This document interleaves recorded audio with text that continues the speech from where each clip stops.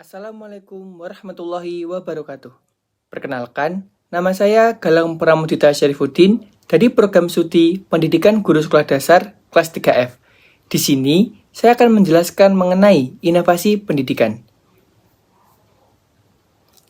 Pendidikan adalah suatu usaha sadar dan terencana untuk mewujudkan suasana pembelajaran dan proses belajar agar peserta didik dapat secara aktif mengembangkan potensi dirinya untuk memiliki kekuatan spiritual, keagamaan, kepribadian, pengendalian diri, kecerdasan, akhlak mulia, dan keterampilan yang diperlukan dirinya, masyarakat, bangsa, dan negara. Pendidikan merupakan salah satu aspek yang sangat penting dalam kehidupan setiap individu dan juga bagi kemajuan suatu bangsa. Dalam era yang terus berkembang ini, pendidikan menjadi kunci utama untuk mencapai kesuksesan dan mewujudkan masa depan yang cerah. Pendidikan berperan sebagai pondasi pembangunan pribadi seseorang. Melalui pendidikan, seseorang dapat memperoleh pengetahuan, keterampilan, dan pemahaman yang diperlukan untuk menghadapi tantangan dalam kehidupan sehari-hari. Pendidikan sekolah dasar merupakan jenjang dasar bagi peserta didik dalam menempuh pendidikan. Pendidikan di sekolah dasar mempunyai kontribusi dalam membangun dasar pengetahuan siswa untuk digunakan pada pendidikan selanjutnya. Oleh karena itu, pelaksanaan pembelajaran di sekolah dasar harus berjalan optimal. Inovasi. Inovasi ialah suatu perubahan yang baru menuju ke arah perbaikan, yang lain atau berbeda dari yang ada sebelumnya, yang dilakukan dengan sengaja dan berencana. Inovasi pendidikan adalah inovasi dalam bidang pendidikan atau inovasi untuk memecahkan masalah pendidikan. Jadi, inovasi pendidikan adalah suatu ide, barang, metode yang dirasakan atau diamati sebagai hal yang baru bagi seorang atau kelompok orang, baik berupa hasil intervensi atau discovery yang digunakan untuk mencapai tujuan pendidikan atau memecahkan masalah pendidikan nasional. Dunia pendidikan harus selalu berinovasi agar bisa mencapai tujuan ke arah yang lebih baik, seperti meningkatkan kualitas pendidikan, baik dari sisi sumber daya prasarana, struktur, sampai prosedur, menjamin terselenggaranya pendidikan baik di tingkat sekolah dasar, menengah, dan perguruan tinggi.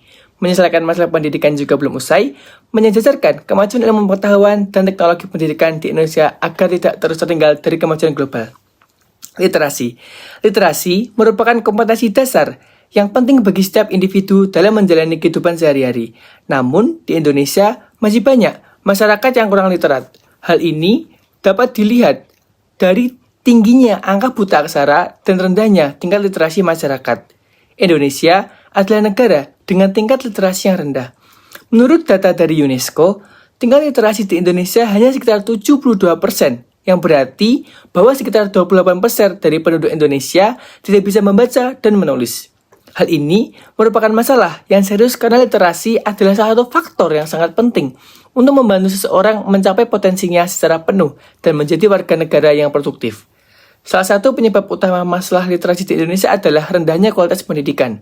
Beberapa faktor yang menyebabkan hal ini diantaranya adalah kurangnya sarana dan peralatan pendidikan, kurangnya tenaga pendidik yang kompeten, serta kurangnya motivasi belajar dari siswa. Jadi, inovasi yang dapat dilakukan yaitu penerapan inovasi literasi di sekolah dasar. Literasi adalah kemampuan seseorang dalam memahami bacaan dan menyampaikannya dengan baik. Contoh literasi yang dapat dilakukan di sekolah adalah menerapkan literasi membaca 15 menit sebelum pelajaran dimulai. Jadi, dengan literasi dapat meningkatkan kemampuan memahami bacaan, menemukan informasi, membandingkannya, mengembangkan informasi, menganalisisnya, dan mengoleksi. Bisa juga menarik sebagai bahan bacaan atau materi pelajaran yang akan dipelajari. Buku tidak cukup sekedar dibaca, tapi siswa juga harus belajar bagaimana cara mempelajari informasi yang ada di dalamnya. Selain itu, tujuan dari membaca adalah siswa bisa mendapatkan wawasan yang luas, karena informasi dari seluruh dunia yang awalnya tidak tahu dapat menjadi tahu karena dengan membaca, dan memperbaiki dirinya menjadi lebih baik lagi. Membaca menjadikan seseorang, khususnya generasi muda seperti siswa sekolah dasar, memiliki ide kreatif dan inovatif.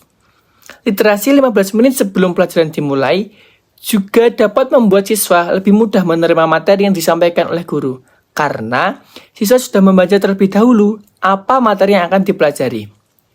Oleh karena itu, hal ini dapat meningkatkan minat baca siswa dan menjadikan siswa lebih pandai dalam kegiatan belajar mengajar. Jadi, dengan diterapkannya 15 menit, membaca 15 menit sebelum pelajaran dimulai, dapat diterapkan di setiap jenjang kelas sekolah dasar karena ini dapat meningkatkan kemampuan membaca siswa. Selanjutnya, di dalam mengajar, guru sekolah dasar masih banyak menggunakan metode ceramah. Padahal saat kita menggunakan metode ceramah, siswa mudah merasa jenuh. Bahkan siswa tidak tertarik untuk belajar. Ketika guru hanya menggunakan metode ceramah dalam melakukan kegiatan belajar mengajar, hal tersebut kurang efektif bagi siswa. Mengingat, siswa banyak yang belum paham apabila hanya dijelaskan lewat metode ceramah saja. Jadi, kita sebagai seorang guru harus memiliki inovasi ketika cara mengajar kita kurang menarik bagi siswa.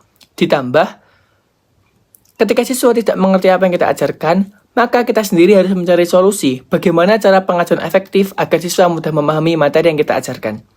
Jadi, cara mengajar guru harus diubah agar cara minat belajar siswa dapat meningkat dan dapat berubah dengan baik. Guru harus bisa menjaga metode pembelajaran yang baik agar siswa tidak mudah bosan dengan pembelajaran, dan pembelajaran akan berlangsung menyenangkan. Kita, sebagai guru, harus menggunakan metode pembelajaran yang kreatif dan inovatif.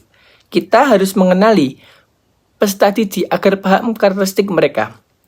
Selain itu, kita harus membuat nyaman pada siswa dengan menciptakan suasana kelas yang nyaman dan inklusif, di mana siswa dapat berpartisipasi dan berbagi pendapat. Selanjutnya, melibatkan siswa secara aktif. Berikan siswa kesempatan untuk berdiskusi serta berkolaborasi dan lakukan kegiatan praktis yang dapat juga ditambah dengan penggunaan teknologi pendukung. Yang terakhir, kita juga harus melakukan refleksi agar kita dapat mengevaluasi aktivitas yang kita lakukan dalam kegiatan belajar mengajar. Nah, jadi ide-ide atau inovasi seperti itulah yang dapat dinamakan inovasi pendidikan, yaitu mencetak ide baru untuk menuju yang terbaik ke depannya, dan ide tersebut dapat digunakan demi kemajuan pendidikan di Indonesia. Cukup sekian yang dapat saya sampaikan, kurang lebihnya mohon maaf. Wassalamualaikum warahmatullahi wabarakatuh.